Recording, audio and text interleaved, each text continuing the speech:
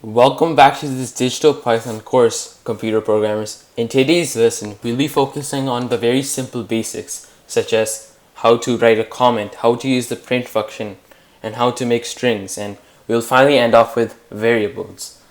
So to begin, the first thing we're going to talk about is how to tell a computer to ignore a part of the program.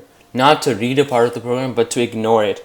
And text written in a program but not run by the computer is called a comment, and Python interprets anything that after a hashtag as a comment. So here I'll show you an example. So if I put a, let's say, hashtag, and we can write hello, my name is Ajay and welcome to this course. And now if we were to run it, I'm just saying to run it, we have to right click and then press click to run here. Right, let's get started. That's the name of my file. So we click and there, see, the computer completely ignored this part of the program, and that's why there is nothing written here in the console. Okay, now I will show you how to teach the computer on how they can communicate. And in Python, the print function tells the computer how to talk. So let me show you how you can use this print function. So in order to print something, you just simply type print, then you put brackets, and then you can put print hello. Then we run this, and there it says hello right there. Alright, next, this is what leads to strings, and now computer programmers can call any block of text as a string. In our last exercise, where we showed how to use the print function, we created the string hello. And in Python, a string is either surrounded by double quotes. For example, a string can be like this, or it can be in single quotes. So it can be also like this. So if we want to, let's say, print this out to the console, so let's again get our print function out here. So we put this in brackets,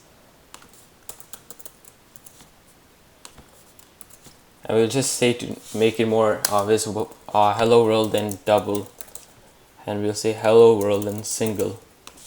So we click run, and there you go, both of them have been printed out. See, so in Python you can print strings with either double quotations or single. It doesn't really matter, but just try to be consistent because it looks more neat if you keep using the same one. Okay, so now for the final lesson in this video, I'm going to teach you about variables. And in any programming language, we use variables to store data. We can store names, text, and even numbers. And in Python, we assign variables by using the equation sign. Here, let me show you some examples. So first, let's make a variable where it stores a name or any text. So let's say we're going to call this name.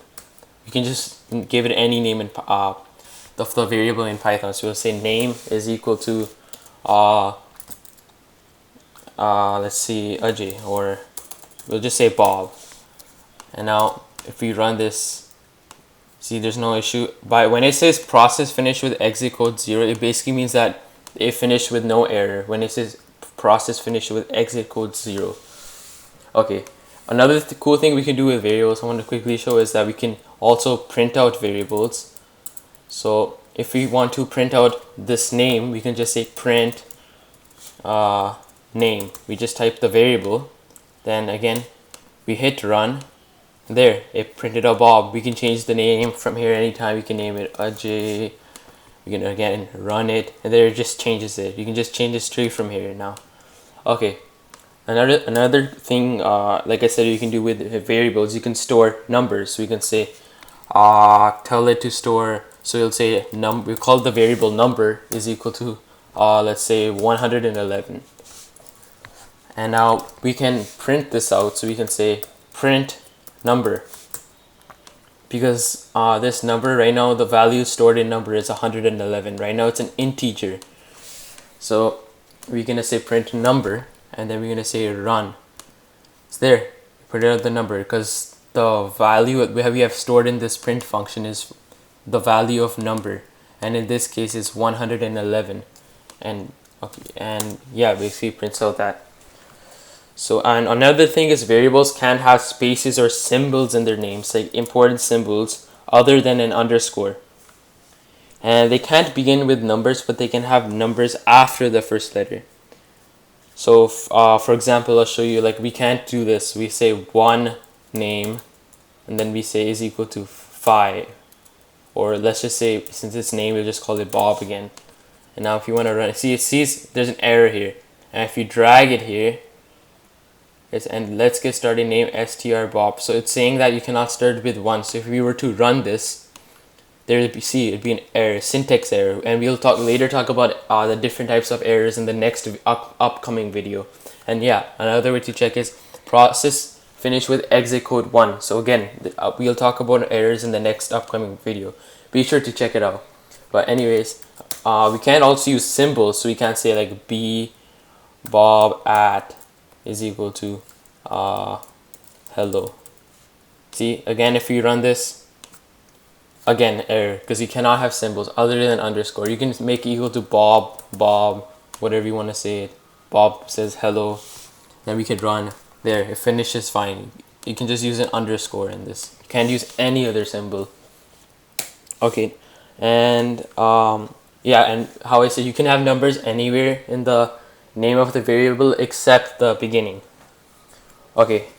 In addition, we can also update and reuse a variable as many times as we want in the program. We can update a variable, but again, perform the same logical process. For example, we'll say variable is equal to 10, and then we say print variable. And now let's say we want to change the variable value to 15. Again, we can do this, and the same logical process where we print variable. And now if we were to run this, see 10, 15, because we can update the value of a variable throughout the program. Well, thanks for listening, guys. Be sure to check out the next video as soon as it's uploaded. Well, yeah, see ya.